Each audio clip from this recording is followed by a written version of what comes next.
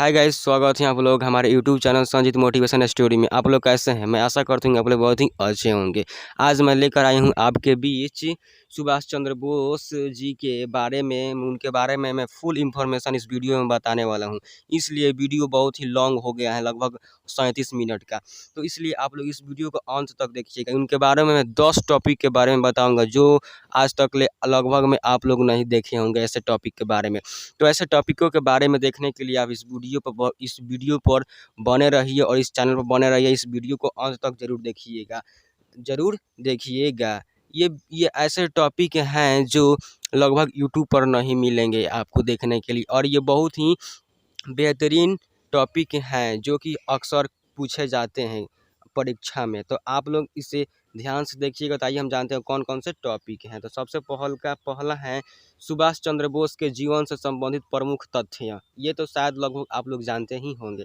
दूसरा है उनके जन्म एवं बाल्यकाल। मैं सबको विस्तार में एक एक करके बताने वाला हूँ इस आगे वीडियो में। तो आप लोग ध्यान से सुनिएगा, देखिएगा वीडियो को अंत तक। प्रारंभिक शिक्षा से लेकर आईसीएस तक का सफ़र, उनका आईसीएस तक की पढ़ाई तक उनके सफ़र।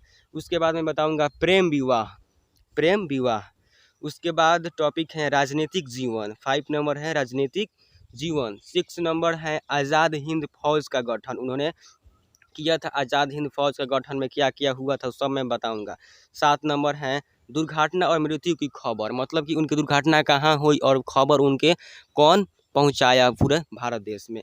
उसके बाद 8 नंबर है मृत्यु का विवाद। 9 नंबर है लिखी गई उनकी पुस्तकें और उनकी कथन और नारे में बताऊंगा। 10 नंबर है कथन और उनके नारे। उन्होंने बहुत सारे कथन दिए और बहुत सारे नारे दिए जो अक्सर परीक्षा में पूछे जाते हैं, या फिर आप किसी भी फंक्शन में जाते हैं या आपको स्टेज पर चढ़ाया जाता है तो आपको कुछ भी किसी के भी बारे में बोल दिया जाएगा तो आप लोग आवाज़ से इस वीडियो के माध्यम से आप लोग बोल सकते हैं। ये वीडियो बहुत ही बेहतरीन है, आप लोगों को आराम से और एकदम आप लोग शांति से देखें इस वीडियो को, तभी आपको बेहतर से समझ में आएगा। ये वीडियो बहुत ही महत्वपूर्ण है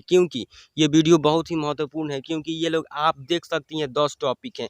मैंने इस वीडियो में अलग अलग टॉपिक इसलिए बनाए हूँ क्योंकि इन सभी टॉपिकों के बारे में एक एक करके मैं बताने वाला हूँ इस वीडियो में। इसलिए आप इस वीडियो को अंत तक जरूर देखिएगा। मेरे आपसे अनुरोध है कि आप लोग इस वीडियो को अंत तक जरूर देखिएगा। प्लीज़ इस वीडियो को अंत तक जरूर देखिएगा। तो चलिए हम इस पहले टॉपिक के बारे में देखते हैं। सुभाष चंद्र बोस के जीवन से संबंधित प्रमुख तथ्य क्या क्या उन्होंने अपने जीवन में किया है, मतलब एकदम शॉर्ट फॉर्म में पहले हम देख लेते हैं, उसके बाद लॉन्ग प्रोसेस मैं आपको बताऊंगा। तो उनका नाम था सुभाष चंद्र बोस। उनका जन्म 23 जनवरी 1897। उनका जन्म स्थान था कटक उड़ीसा में। माता का नाम प्रभावती देवी, पिता का नाम जानकी नाथ बोस, ये प्रसिद्ध वकील थे उनके पिता। पत्नी थी उनकी एमिली सिंकल। बच्चे इकलौते पुत्री थी जिनका नाम था अनीता बोस। इनकी शिक्षा मैट्रिक में 1912 से 13 तक हो गई। इंटरमीडिएट उन्होंने किया 1915 और बीए ऑनर्स 1919 में किए। भारतीय प्रशासनिक सेवा 1920 से 21 तक उन्होंने किया और विद्यालय में रेवेंसाउ कॉलेजिएट 1909 से 1913 तक किए। प्रोजेडेसी कॉलेज 1915। स्कॉटिक चर्च उन्होंने किया था। तो आगे देखते हैं क्या है इस वीडियो में। उन्होंने संगठन किए थे। इनका संगठन क्या है? आज़ाद हिंद फौज, all India national, block forward, स्वतंत्र भारत की अस्थाई सरकार उपलब्धि। इनकी उपलब्धि क्या थी? आईसीएस बनने वाले प्रथम भारतीय थे। ये आईसीएस बनने वाले प्रथम भारतीय थे। 2 बार कांग्रेस के अध्यक्ष इन्होंने बने थे। इनकी उपलब्धि है, ये ध्यान से सुनिए क्योंकि ये परीक्षा में बहुत पूछे जाते हैं परीक्षा। भारत को स्वतंत्र कराने का संघर्ष में 11 बार जेल की ऐतिहासिक 11 बार उन्होंने जेल गए थे भारत को आज़ाद करने के लिए, भारतीय स्वतंत्रता के लिए ऐतिहासिक यात्रा। उसके बाद भारतीय स्वतंत्रता के लिए अंतिम सांस तक प्रयास करते हुए शहीद हुए। तो ये थे उनके बारे में कुछ शॉर्ट इंफॉर्मेशन। आइए हम सेकंड उनके बारे में जानते हैं। उनका जन्म कहाँ हुआ था? जन्म एवं बाल्यकाल। नेताजी सुभाष चंद्र बोस का जन्म उड़ीसा राज्य के कटक स्थान पर 23 जनवरी 1897 को हुआ था। ये सब लॉन्ग प्रोसेस में बता रहा हूँ। इनका परिचय बंगाल का एक संपन्न परिवार बंगाल का एक संपन्न परिवार था। इनके पिता का नाम जानकीनाथ बोस था, जो बंगाल के एक प्रसिद्ध वकील थे। जो बंगाल के एक क्या थे? प्रसिद्ध वकील थे। इनके माता का नाम प्रभावती था, प्रभावती देवी था, जो मैं आपको शॉर्ट वीडियो में उधर बताए थे इसके पहले। और प्रभावती और जानकीनाथ की 14 संतान थी, जिसमें उनकी 6 बेटियां और 8 बेटे थे। सुभाष चंद्र बोस उनके 9वें संतान थे, उनके 9वें संतान थे। सुभाष चंद्र बोस का बाल्यकाल, सुभाष चंद्र बोस जी का बाल्यकाल बड़ी संपन्नता में व्यतीत हुआ। उन्होंने कभी भी किसी भी वस्तु का अभाव नहीं रहा, क्योंकि वो बहुत ही अमीर परिवार से थे। सुभाष चंद्र बोस बाल्यकाल से ही गंभीर स्वभाव के थे, बहुत ही गंभीर स्वभाव के थे सुभाष चंद्र। उसके बाद थर्ड नंबर है प्रारंभिक शिक्षा से लेकर ICS तक का सफर। उसके इस टॉपिक के बारे में आप लोगों को मैं बताता हूँ, ये ध्यान से सुनिएगा। सुभाष चंद्र बोस के कटक से प्रोटेंशन स्कूल से प्राइमरी शिक्षा पूर्ण कर 1909 में रेवेन्सा कॉलेजिएट स्कूल में दाखिला लिया। सुभाष चंद्र बोस पढ़ाई में बेहद होनहार थे, बहुत ही बेहतरीन थे पढ़ाई करने में। कॉलेज के प्रिंसिपल बेनी माधव दास ने व्यक्तित्व का सुभाष के मन पर अच्छा प्रभाव पड़ा और 15 वर्ष की उम्र में ही और 15 वर्ष की आयु में उन्होंने विवेकानंद साहित्य का पूर्ण अध्ययन कर लिया था। 1912 से लेकर 1913 में इन्होंने मैट्रिक की परीक्षा में विश्वविद्यालय में दूसरा स्थान प्राप्त किया था। देखिए इनके जीवनी है, इनके जीवनी से प्रेरणा लीजिए किस प्रकार से इन्होंने अपने जीवन में सफलता प्राप्त किए थे। दूसरा स्थापना प्राप्त किया और बीमार होने के बावजूद उन्होंने 1915 में इंटरमीडिएट की परीक्षा द्वितीय श्रेणी में उत्तीर्ण की, मतलब दूसरा का स्थान लिया है। 1916 में जब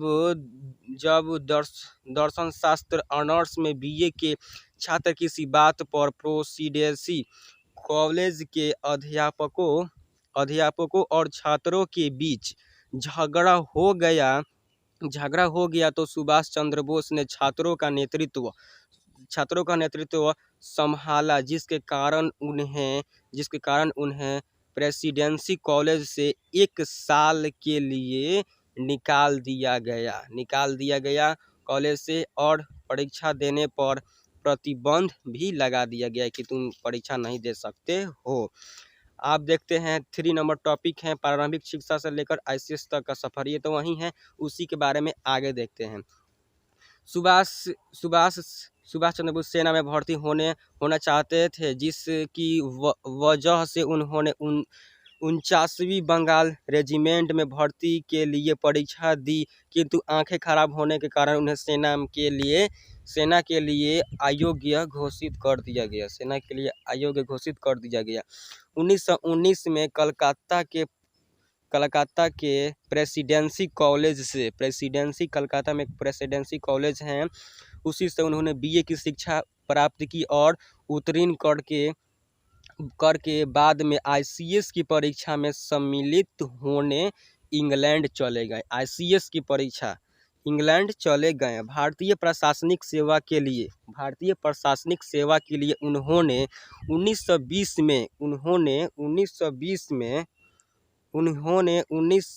में आवेदन किया और इस परीक्षा में उनको न सिर्फ सफलता मिली बल्कि उन्होंने चौथा स्थान भी हासिल किया। अभी भी ये थर्ड टॉपिक के ही बारे में बता रहे हैं। सुभाष चंद्र बोस जी विलायत में इंडियन मजलिस के साप्ताहिक अधिवेशन में नियमित जाया करते थे, मतलब कि नियमित रोज जाया करते थे, जाते थे। वहाँ पर वे भारतीय क्रांतिकारियों के देशभक्तिपूर्ण विचारों को सुना करते थे। सरोजिनी नायडू, लोकमान्य तिलक के क्रांतिकारी विचारों को सुनने का प्रभाव यह हुआ कि उन्होंने कलेक्टर कमिश्नर बनने तथा अंग्रेज सरकार की सेवा करने की बजाय मातृभूमि का सेवक बनने का संकल्प लिया, देश को आज़ाद करने का संकल्प लिया। वे जलियांवाला बाग के नरसंहार के बहुत व्याकुल हुए और 1921 में प्रशासनिक सेवा से इस्तीफा दे दिया। सुभाष चंद्र बोस जून 1921 में मानसिक एवं नैतिक विज्ञान में ट्राइपास ऑनर्स की डिग्री के साथ स्वदेश वापस लौट गए, मतलब कि विदेश अपने वापस लौट गए। अब आइए जानते हैं उनके बारे में। 4 नंबर टॉपिक, प्रेम विवाह। उनका प्रेम विवाह कहाँ हुआ? सन 1934 में जब सुभाष ऑस्ट्रेलिया में अपना इलाज कराने हेतु ठहरे हुए थे, उस समय उन्हें अपनी पुस्तक लिखने हेतु एक अंग्रेजी जानने वाले टाइपिस्ट की आवश्यकता थी। अंग्रेजी जानने वाले टाइपिस्ट की आवश्यकता हुई। उनके एक मित्र ने एमिली सेंकल नाम की एक ऑस्ट्रेलियन महिला से उनकी मुलाकात करा दी। एमिली के पिता एक प्रसिद्ध पशु चिकित्सक थे। सुभाष एमिली की ओर आकर्षित हुए और उन दोनों में स्वाभाविक प्रेम हो गया, मतलब उन दोनों में लव हो गया। नाजी जर्मन के सख्त कानूनों को देखते हुए उन दोनों ने सन 1942 में बाड गास्टिन नामक स्थान पर हिंदू प्रसिद्ध से विवाह रचा लिया। वियना में एमिली ने एक पुत्र को जन्म दिया। सुभाष ने उसे पहली बार तब देखा जब वह मुश्किल से 4 सप्ताह की थी। उन्होंने उसका नाम अनीता बोस रखा था। अब देखते हैं टॉपिक नंबर 5, राजनीतिक जीवन। उन्होंने अपना राजनीतिक जीवन किस प्रकार से बिताया और किस प्रकार से हासिल किया, उसके बारे में हम लोग देखते हैं। भारत वापस आने के बाद नेताजी गांधी जी के संपर्क में आए और भारतीय राष्ट्रीय कांग्रेस से शामिल हुए। गांधी जी के निर्देशानुसार उन्होंने देशबंधु चित्तरंजन दास के साथ काम करना शुरू किया। उन्होंने बाद में चित्तरंजन दास को अपना राजनीतिक गुरु बताया था। अपनी सूझबूझ और मेहनत से सुभाष बहुत जल्द ही कांग्रेस के मुख्य नेताओं में शामिल हो गए। बहुत ही जल्द शामिल हो गए। 1928 में जब साइमन कमीशन आया था, कांग्रेस ने इसका विरोध किया और काले झंडे दिखाया। 1928 में कांग्रेस का वार्षिक अधिवेशन मोतीलाल नेहरू की अध्यक्षता में कोलकाता में हुआ। इस अधिवेशन में अंग्रेज सरकार को डोमिनियन स्टेट्स देने के लिए 1 साल का वक्त दिया गया। उस दौरान गांधी जी पूर्ण स्वराज्य की मांग से सहमत नहीं थे। वहीं सुभाष को और जवाहरलाल नेहरू को पूर्ण स्वराज्य की मांग से पीछे हटना मंजूर नहीं था। 1930 में उन्होंने इंडिपेंडेंस लीग का गठन किया। ये टॉपिक नंबर 5 के बारे में ही मैं चर्चा कर रहा हूँ। सन 1930 में सिविल डिसओबीडियंस आंदोलन के दौरान सुभाष को गिरफ्तार कर जेल भेज दिया गया। गांधी जी इरविन पैक्ट के बाद 1931 में उनकी रिहाई हो गई, मतलब कि उनकी बेल हो गई, जेल से उनको छोड़ दिया गया। सुभाष ने गांधी इरविन पैक्ट का विरोध किया और सिविल डिसओबीडियंस आंदोलन को रोकने के फैसले से भी वह खुश नहीं थे। सुभाष को जल्द ही में बीमारी की वजह से उनको जेल से रिहाई मिली, मतलब उनको एक बीमारी थी, उनको जल्द ही जेल से निकाल दिया गया। उनको भारत से यूरोप भेजा दिया गया। वहाँ उन्होंने भारत और यूरोप के मध्य राजनीतिक और सांस्कृतिक संबंधों को बढ़ाने के लिए कई शहरों में केंद्र स्थापित किए। उनके भारत आने पर पाबंदी होने बावजूद वो भारत आए और परिणामतः उन्हें 1 साल के लिए जेल जाना पड़ा। 1937 के चुनावों के बाद कांग्रेस पार्टी 7 राज्यों में सत्ता में आई और इसके बाद सुभाष को रिहा किया गया। इसके कुछ समय बाद सुभाष कांग्रेस के हरिपुरा अधिवेशन जो हुआ था 1938 में अध्यक्ष चुने गए।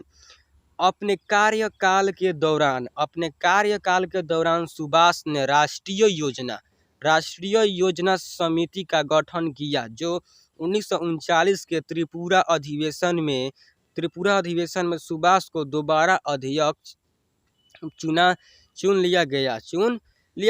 इस बार सुभाष सुभाष चंद्र बोस जी का मुकाबला पट्टाभी सीतारामैया से था। सीतारामैया को गांधी जी का पूर्ण समर्थन प्राप्त था। फिर भी 203 मतों से सुभाष चंद्र बोस चुनाव जीत गए। इसी दौरान द्वितीय विश्व युद्ध के बादल भी मंडराने लगे, अर्थात द्वितीय विश्व युद्ध शुरू होने लगे थे और सुभाष ने अंग्रेजों को 6 महीने में देश छोड़ने का अल्टीमेट दे दिया। सुभाष के इस रवैये का विरोध गांधी जी समेत कांग्रेस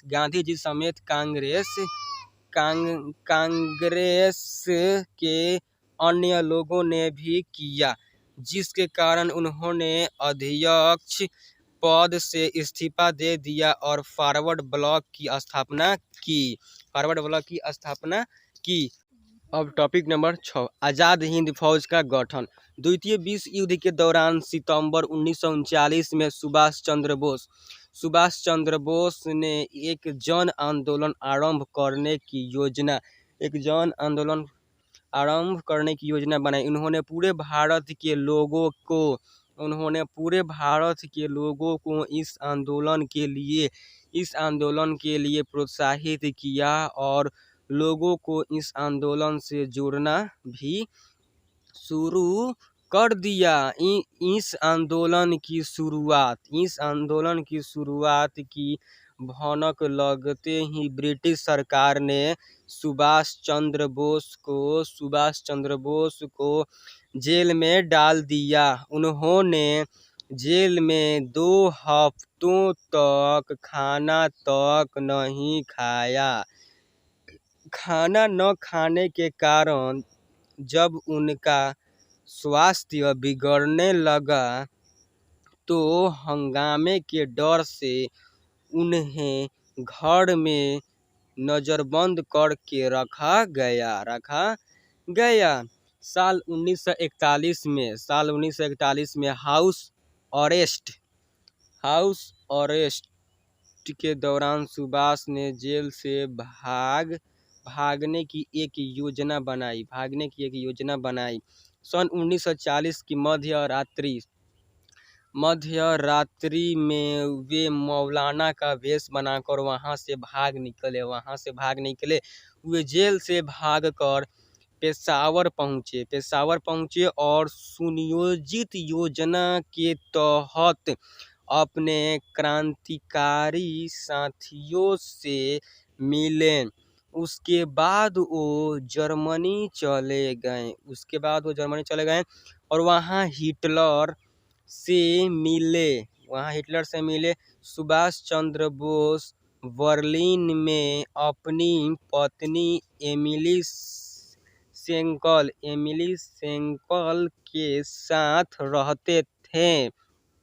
1943 में बोस ने दक्षिण पूर्व एशिया में अपनी आर्मी को तैयार किया, जिसका नाम उन्होंने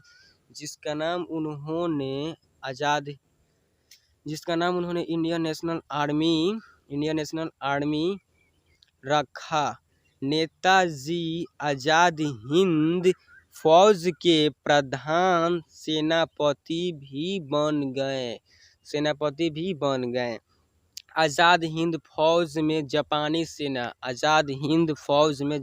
सेना ने अंग्रेजों की फौज से पकड़े हुए भारतीय युद्धबंदियों को भर्ती किया था। आज़ाद हिंद फौज में औरतों के लिए औरतों के लिए झांसी की रानी रेजिमेंट भी बनाया, झांसी की रानी रेजिमेंट भी बनाई। पूर्वी एशिया में नेताजी ने अनेक भाषण देकर वहाँ के अस्थायी भारतीय लोगों से, वहाँ के रहने वाले लोगों से आज़ाद हिंद फौज में भर्ती होने और उसे आर्थिक मदद देने का आह्वान किया। उन्होंने अपने आह्वान में यह संदेश भी दिया, तुम मुझे खून दो मैं तुम्हें आज़ादी दूंगा, तुम मुझे खून दो मैं तुझे आज़ादी दूंगा। 21 अक्टूबर 1943 के दिन नेताजी ने सिंगापुर में आरजी हुकूमत आज़ाद हिंद स्वाधीनता भारत की अंतरिम सरकार की स्थापना की। वे खुद इस सरकार के राष्ट्रपति, प्रधानमंत्री और युद्ध मंत्री बने। इनका जैसा तो आदमी ही नहीं है संसार में। इस सरकार को कुल 9 देशों ने मान्यता दी। द्वितीय विश्व युद्ध के दौरान आज़ाद हिंद फौज ने जापानी सेना के सहयोग से भारत पर आक्रमण किया। अपनी फौज को प्रेरित करने के लिए नेताजी ने दिल्ली चलो का नारा दिया। द्वितीय विश्व युद्ध के दौरान आज़ाद हिंद फौज ने जापानी सेना के सहयोग से भारत पर आक्रमण किया। अपनी फौज को प्रेरित करने के लिए नेताजी ने दिल्ली चलो का नारा दिया। दोनों फौजों ने अंग्रेजों से अंडमान और निकोबार द्वीप जीत लिए। यह द्वीप आरजी हुकूमत आज़ाद हिंद के अनुशासन में रहे। नेताजी ने इन द्वीपों को शहीद द्वीप और स्वराज द्वीप का नया नाम दिया। दोनों फौजों ने मिलकर इम्फाल और कोहिमा का आक्रमण किया, लेकिन बाद में अंग्रेजों का पलड़ा भारी पड़ गया और दोनों फौजों को पीछे हटना पड़ा। जब आज़ाद हिंद फौज पीछे हट रही थी तब जापानी सेना ने नेताजी के भाग जाने की व्यवस्था की, परंतु नेताजी ने झांसी की रानी रेजिमेंट की लड़कियों के साथ सैकड़ों मील चलते रहना पसंद किया। इस प्रकार नेताजी ने सच्चे नेतृत्व का एक आदर्श प्रस्तुत किया।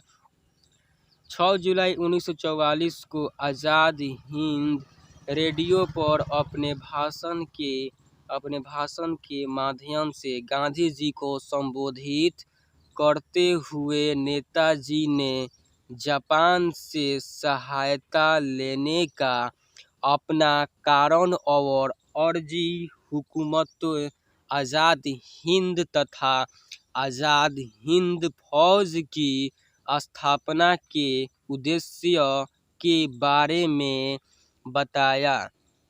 इस भाषण के दौरान नेताजी ने गांधी जी को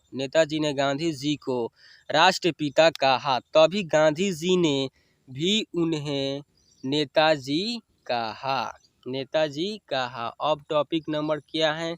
7 है दुर्घटना और मृत्यु की खबर। सुभाष चंद्र बोस की दुर्घटना कहाँ हुई, मृत्यु की खबर किसने दी? द्वितीय विश्व युद्ध में जापान की हार के बाद नेताजी को नया रास्ता ढूंढना जरूरी था। उन्होंने रूस से सहायता मांगने का निश्चय किया था। 18 अगस्त 1945 को नेताजी हवाई जहाज से हवाई जहाज से मंचूरिया की तरफ जा रहे थे। इस सफ़र के दौरान वे लापता हो गए। इस दिन के बाद वे कभी किसी को दिखाई नहीं दिए। 23 अगस्त 1945 को टोक्यो रेडियो ने बताया कि सैगोन में नेताजी एक बड़े बम वर्षक विमान से आ रहे थे कि 18 अगस्त को ताइहोकू हवाई अड्डे के पास उनका विमान दुर्घटना हो गया, मतलब कि विमान का दुर्घटना हो गया।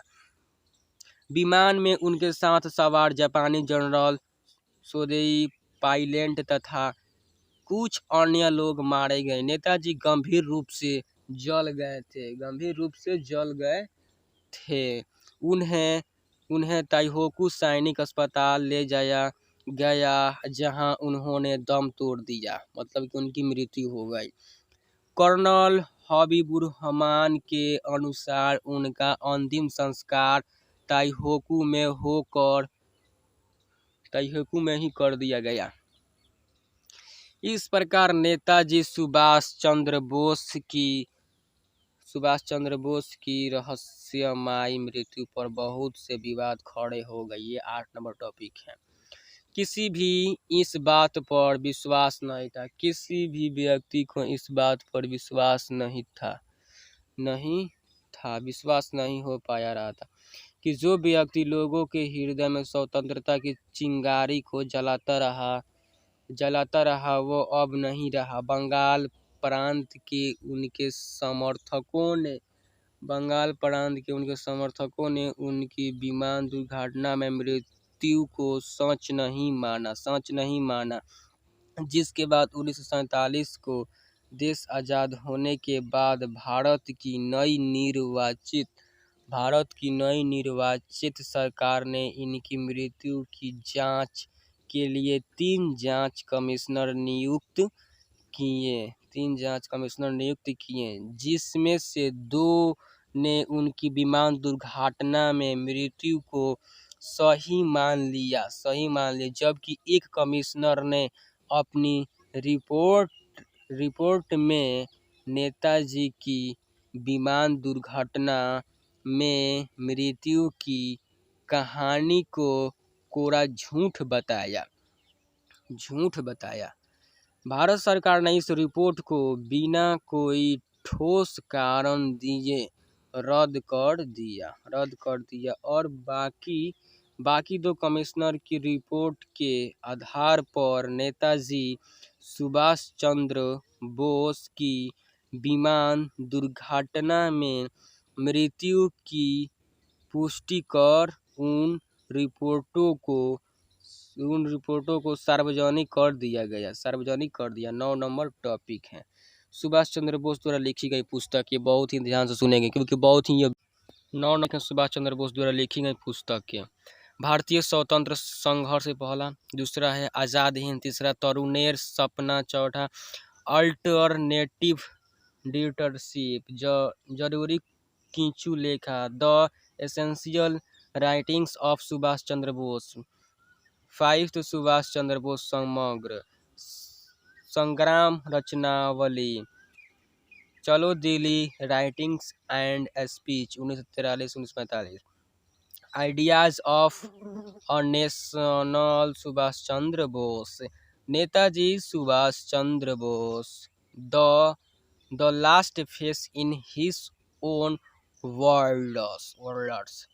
उसके बाद अगला है India's spokesman abroad letters, articles, speech and settlement. अगला है life and times of Subhash Chandra Bose as told in his own words. अगला है सिलेक्टेड स्पीच। अगला है सुभाष चंद्र बोस एजेंडा फॉर आज़ाद हिंद। अगला है स्वतंत्रता के बाद भारत, सुभाष चंद्र बोस के चुनिंदा। अगला है चुनिंदा भाषण, मतलब कि अगला है तरुणाई के सपने। अगला है 10 नंबर है सुभाष चंद्र बोस के कथन और नारे। इसमें जितने भी छोटे छोटे होंगे वो नारे हैं और जितने भी बड़े बड़े होंगे वो कथन होंगे। तुम मुझे खून दो, मैं तुम्हें आज़ादी दूंगा। दूसरा, राष्ट्रवाद मानव जाति के उच्चतम आदर्श सत्यम, शिव और सुंदर से प्रेरित। मेरे मन में कोई संदेह नहीं है कि हमारे देश की प्रमुख समस्याओं जैसे गरीबी, अशिक्षा, बीमारी, कुशलता, उत्पादन एवं वितरण का समाधान सिर्फ समाजवादी तरीके से ही किया जा सकता है एवं वितरण का समाधान सिर्फ समाजवादी तरीके की से किया जा सकता है। अगला है, ये हमारा कर्तव्य है कि हम अपने स्वतंत्रता का मोल अपने खून से चुकाएं। हमें अपने बलिदान और परिश्रम से जो आज़ादी मिलेगी, हमारे अंदर उसकी रक्षा करने की ताकत होनी चाहिए। अगला है, मध्या भाव गुण, अर्थात जहाँ शहद का अभाव हो वहाँ गुड़ से ही शहद का कार्य निकाल लेना चाहिए। अगला है, भारत में राष्ट्रवाद ने एक ऐसी सृजनात्मक शक्ति का संचार किया है जो सदियों से लोगों के अंदर से सुसुप्त पड़ी थी। आज हमारे अंदर बस एक ही इच्छा होनी चाहिए, मरने की इच्छा, ताकि भारत जी सके। एक शहीद की मौत, मरने की इच्छा, ताकि स्वतंत्रता का मार्ग शहीदों के खून से प्रशस्त हो सके। अगला है, यदि आपको अस्थायी रूप से झुकना पड़े तब वीरों की भांति झुकना। अगला है, मुझे ये नहीं मालूम कि स्वतंत्रता के इस युद्ध में हम में से कौन कौन जीवित बचेगा, परंतु मैं ये जानता हूँ अंत में मुझे ये नहीं मालूम कि स्वतंत्रता के इस युद्ध में हम में से कौन कौन जीवित बचेगा, परंतु मैं यह जानता हूँ अंत में विजय हमारी ही होगी। ये अपने आप पर आत्मविश्वास अवश्य रखना चाहिए। अगला है, असफलताएं कभी कभी सफलता की स्तंभ होती हैं। अगला है, समझौता परिस्थिति बहुत अपवित्र वस्तु है। अगला, कष्टों का निस्संदेह एक आंतरिक नैतिक मूल्य होता है। अगला है, मैंने जीवन में कभी भी खुशामद नहीं की है। दूसरों की इच्छा लगने वाले बातों करना मुझे नहीं आता। अगला है, संघर्ष ने मुझे मनुष्य बनाया। मुझ में आत्मविश्वास उत्पन्न हुआ जो पहले नहीं था। समय से पूर्व ही परिपक्वता अच्छी नहीं होती, चाहे वह किसी वृक्ष की हो या व्यक्ति की, और उसकी हानि आगे चलकर भुगतनी ही होती है। मैं जीवन की अनिश्चितता से जरा भी नहीं घबराता। मुझ में जन्मजात प्रतिभा तो नहीं थी, परंतु कठोर परिश्रम से बचने की प्रवृत्ति मुझ में कभी नहीं रही। अगला है, अपने कॉलेज जीवन की दहलीज पर खड़े होकर मुझे अनुभव हुआ जीवन का अर्थ भी है और उद्देश्य भी है। अगला है, भविष्य अभी मेरे हाथ में है। चरित्र निर्माण ही छात्रों का मुख्य कर्तव्य है। अगला है, कर्म के बंधन को तोड़ना बहुत कठिन कार्य है। अगला है, माँ का प्यार सबसे गहरा और स्वार्थ रहित होता है। इसको किसी भी प्रकार नापा या तौला नहीं जा सकता है। अगला है, याद रखिए, अन्याय सहना और गलत के साथ समझौता करना सबसे बड़ा अपराध है। अगला है, एक सच्चे सैनिक को सैन्य और आध्यात्मिक दोनों ही प्रशिक्षण की जरूरत होती है। अगला है, इतिहास साक्षी है कि केवल विचार विमर्श से कोई ठोस परिवर्तन नहीं किया गया। ये हमारा कर्तव्य है कि हम अपनी स्वतंत्रता का मोल अपने खून से चुकाएं। हमें अपने बलिदान और परिश्रम से जो आज़ादी मिलेगी, हमारे अंदर उसकी रक्षा करने की ताकत होनी चाहिए। अगला है मध्या भावो गुण तघात, अर्थात जहाँ शहद का अभाव हो वहाँ गुड़ से ही शहद का कार्य निकालना चाहिए। भारत में अगला है, भारत में राष्ट्रवाद ने एक ऐसी सृजनात्मक शक्ति का संचार किया है। सॉरी, ये डबल हो गया है, छोड़िए, मैं इसे आप लोग दोबारा भी पढ़ लीजिए। डबल हम लोग बता रहे हैं लेकिन कोई बात नहीं है, आप लोग इसे ध्यान से देखेंगे। अगला है, आज हमारे अंदर बस एक ही इच्छा होनी चाहिए, मरने की इच्छा, ताकि भारत जी सके। एक शहीद की मौत, मरने की इच्छा, ताकि स्वतंत्रता का मार्ग शहीदों के खून से प्रशस्त हो सके। यदि आपको अस्थायी रूप से झुकना पड़े तो वीरों की भांति झुकना नहीं। ये वीडियो आपको कैसी लगी? सबसे पहले तो आप लोग एक कर्मवीर इंसान बनिए। जिस प्रकार से सुभाष चंद्र बोस के मैंने जीवनी बताया, आप लोगों को तो ये जीवनी से क्या सीख मिली तो पहले आप कमेंट बॉक्स में बताएंगे ही। उसके बाद आप लोग इनके जीवन के जैसे अपना भी जीवन बनाइए। जो समय बीता उससे कोई बात नहीं है, जितना है उतना में आप लोग कुछ बेहतर